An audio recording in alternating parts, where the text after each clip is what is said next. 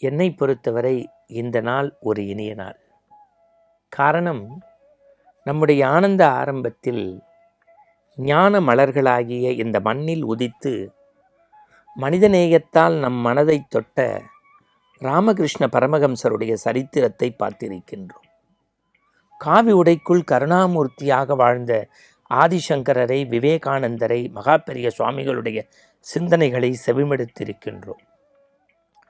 பற்றையே துறந்து பற்றற்ற வாழ்க்கையை திருச்சுழியிலிருந்து புறப்பட்டு திருவண்ணாமலையில் 2.5 மக்களோடு இணைந்த ரமண மகரிஷியனுடைய பெருமையை இதே தொடரில் நாம் பார்த்திருக்கின்றோம். தன்னுடைய ஒவ்வொரு அணுப்பொழுதையும் மக்களுக்காகவே வாழ்ந்த மகான் என்று மக்களால் கொண்டாடப்பட்ட ஷீரடி மகான் பற்றி நாம் சிந்தித்திருக்கிறோம். புவனகிரியில் தோன்றி மந்திராலயத்தில் மக்களுடைய உள்ளத்தில் குடிபுகுந்த பகவான் ராகவேந்திர சுவாமிகளை பற்றி நாம் சிந்தித்திருக்கிறோம். இந்த ஞான மலர்களை பற்றி சிந்திப்பதனுடைய நோக்கம், இந்த பாரத தேசம் ஞானிகளால், ஞான மலர்களால், சித்த புருஷர்களால், மகான்களால் நடந்து நடந்து தேய்ந்த ஒரு ஆன்மீக பூமி என்பதை நாம் நன்கு அறிவோம். இதை அப்படியே வச்சுக்கோங்க. இன்றைக்கு நாம் பார்க்க போகிறது ஸ்ரீ சத்ய சாய்பாபா பற்றி. சத்ய சாய்பாபா அப்படின்னோடனே எல்லாருடைய கண்முன்னும் தோன்றக்கூடிய அந்த பரந்த தலைகளும், காவி உடையும், கனிவான பார்வையும், ஒளிமிகுந்த கரங்களும் நம் கண்முன்னே வரும். அதை அப்படியே உள்ளத்தில் வச்சுக்கோங்க. இப்போ மகாகவியோடைய ஒரு பாரதியினுடைய பாடலை உங்கள் கண்முன்னே கொண்டு வரேன். அன்னசத்திரம் 1000 வேண்டாம், ஆலயம் 16,000 வேண்டாம், அங்கொரு ஏழை சிறுவனுக்கு எடுத்தறிவித்தல் புண்ணியம் யாவினும் புண்ணியம். அப்படின்னா வேற ஒன்றும் இல்லை. அன்னசத்திரம் கட்டினா புண்ணியம், கோவில் கட்டி கும்பாபிஷேகம் பண்ணால் புண்ணியம், அதை எல்லாத்தையும் விட எதிராக பெரிய புண்ணியம்னா ஒரு ஏழை குழந்தைகளுக்கு எடுத்தறிவித்தல். இப்போ அப்படியே ஷீரடி நம்ம பாபாவினுடைய சரித்திரம் பார்த்துருக்கோம். அந்த ஷீரடி பாபாவினுடைய மறு உருவமாக இந்த மண்ணில் தோன்றிய மகான் 1926 நவம்பர் 23 பாரத தேசம் ஆந்திராவை நோக்கி திரும்பி பார்க்க செய்த ஒரு இடம் புட்டபர்த்தி. அங்குதான் இந்த ஆன்மீக குரு பகவான் ஸ்ரீ சத்ய சாய்பாபா தோன்றுகின்றார். ஷீரடியினுடைய மற்றொரு அவதாரம் என்று இந்த மண்ணில் உறக்கச் சொன்னவர். அவருக்கு ஏன் சாய்பாபான்னு பேர் அப்படின்னா, அவருடைய தாய் தந்தையர் சத்யநாராயணா பூஜை செய்கிறாங்க. அந்த சத்யநாராயணா பூஜையினுடைய பலனாக இந்த குழந்தை 1926 நவம்பர் 23 இந்த மண்ணுலகில் தோன்றியது. இயல்பாக அவருக்கு வைத்த பெயர் தான் சத்யநாராயணா. அதுதான் பிற்காலத்தில் மாறி ஆந்திராவினுடைய அனந்தபூரில் இருக்கக்கூடிய புட்டபர்த்தியை உலகம் திரும்பி பார்க்க வைத்த மகான் ஞானகுரு ஸ்ரீ சத்ய சாய்பாபா.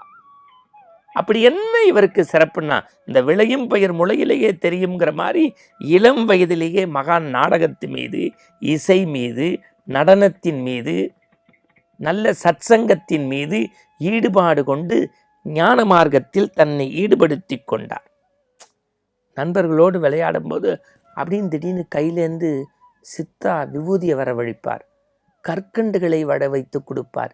இளம் பிராயத்திலேயே ஒரு பெரிய ஆன்மீக கூட்டம், அன்பர் கூட்டம், நண்பர் கூட்டம் இவரை சுற்றி, மலரை சுற்றி வரக்கூடிய வண்டை போல பகவான் சத்யசாய் பாபாவை சுற்றி வலம் வந்து கொண்டிருந்தது. பிற்காலத்தில் உங்களுக்கு தெரியும், அவருடைய புகைப்படத்திலேருந்து விபூதி கொட்டுறதோ, குங்குமம் கொட்டுறதோ, மோதிரம், கடிகாரம், செயின் போன்ற பலவற்றை, லிங்கம் போன்றவற்றை எடுத்து கொடுக்கக்கூடிய மகானாக இந்த மண்ணுலகில் அறியப்பட்டார்.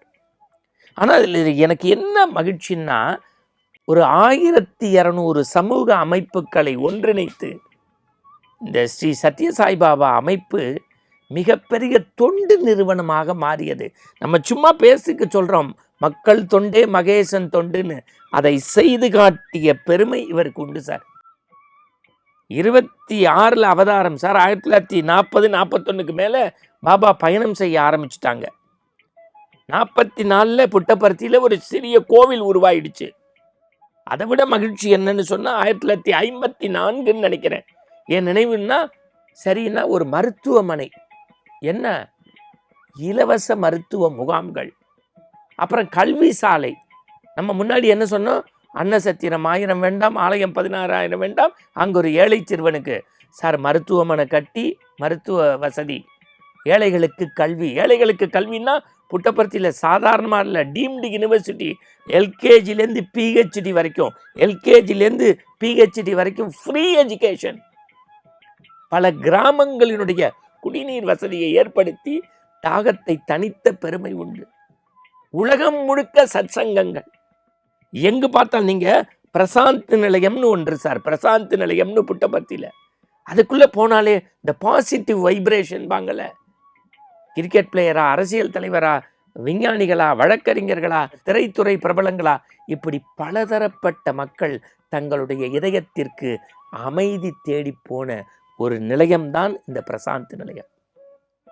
மகான் 2011 ஏப்ரல் 24 இந்தியாவிற்கே ஒரு துக்ககரமான நாள். ஒரு மாதம் அவங்க மருத்துவமனையில் இருக்காங்க. 2011 மார்ச் 28 நினைக்கிறேன். அதில் அனுமதிக்கப்பட்டு ஏப்ரல் மாதம் வரைக்கும், அந்த 24 வரைக்கும் ஒரு மாதம் இருந்திருப்பாங்க. எத்தனை கண்கள் தெரியுமா கண்ணீர் வடித்தது. காரணம், அவர் இறைப்பணியை எப்படி செய்தார்னா, மக்கள் சேவை, மக்கள் சேவை, மக்கள் சேவை, அமைதி, கருணை. சார் எத்தனை பேருக்கு ஹார்ட் ஆப்ரேஷன், எத்தனை பேருக்கு கண்ணொளி திட்டங்கள், எத்தனை பேருக்கு கல்வி, இப்படி எல்லாவற்றையும் தந்து இந்த சமயம் சமூகத்தினுடைய ஒரு தூணாக, வித்தாக, சமுதாயத்தினுடைய சங்கடங்களை தீர்க்கக்கூடிய ஒரு நிலையமாக இந்த பிரசாந்த் நிலையம் விளங்கியதனால்தான் இன்றைக்கும் உலக வரைபடத்தில் ஸ்ரீ சத்ய சாய்பாபாவினுடைய பெயருக்கும் புகழுக்கும் அவருடைய அற்புதமான கருத்துக்களுக்கும் உயிரோட்டமாக இன்னும் லட்சக்கணக்கான தொண்டர்கள் அவரை பின்பற்றி இருப்பதற்கு காரணம், காலம் கடந்து நிற்கக்கூடிய கருணையினுடைய மக்கள் பணியே மகேஷன் பணி. நாமும் இந்த நேரத்தில் ஸ்ரீ சத்ய சாய்பாபாவை இதயத்தில் நினைத்து இன்றைய பணியை தொடங்குவோம். அது ஆனந்தமாக மாறும், மலரும்.